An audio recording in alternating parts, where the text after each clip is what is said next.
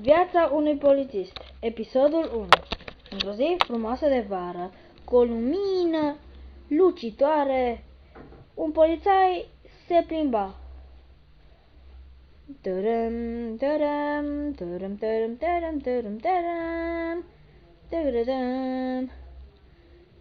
Și el se plimba, făcea patrulă și dintr-o dată se făcuse noapte. Ioi, s-a făcut noapte!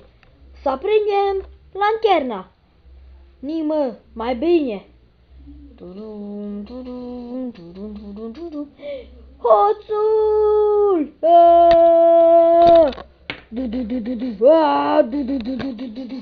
Să mor tu, bă!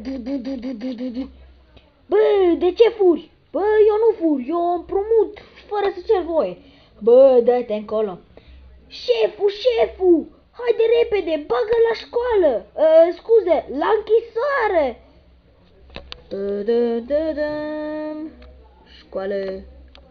Școală, poliție. Haide, go! Au! Nu acolo, nu, unde e urât, nu! Gata. Și dintr-o dată lumina lanternei se stinse. Și, ca prin minune, ea s-a prins. Și să vedem. Este acolo, și aici, și acolo, și aici. Și acum, noapte bună, că mergem acasă. Acum să plecăm acasă.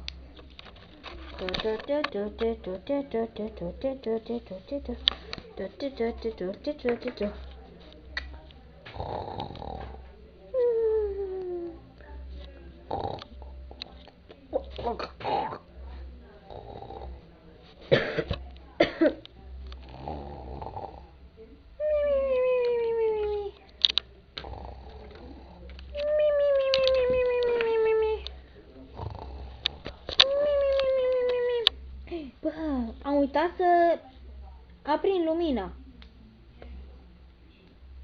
Gata, este aprinsă. Ce? O lanternă și un piston? Hei! Johnny! Oh, Johnny! Ce-i, mă, ce-i? Ți-ai uitat lanterna și pistonul? Mersi mult! Cel mai bun prieten al meu. Ți le-ai luat deja? Da, uite-le aici. Noapte bună! Noapte bună!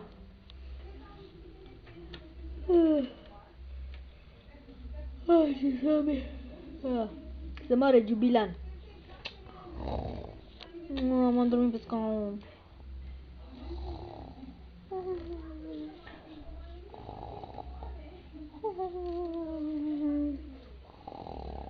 Toți dorm.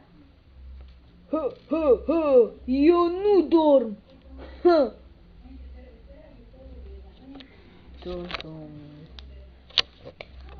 Mulțumim! Acesta a fost primul episod din Viața unui polițist.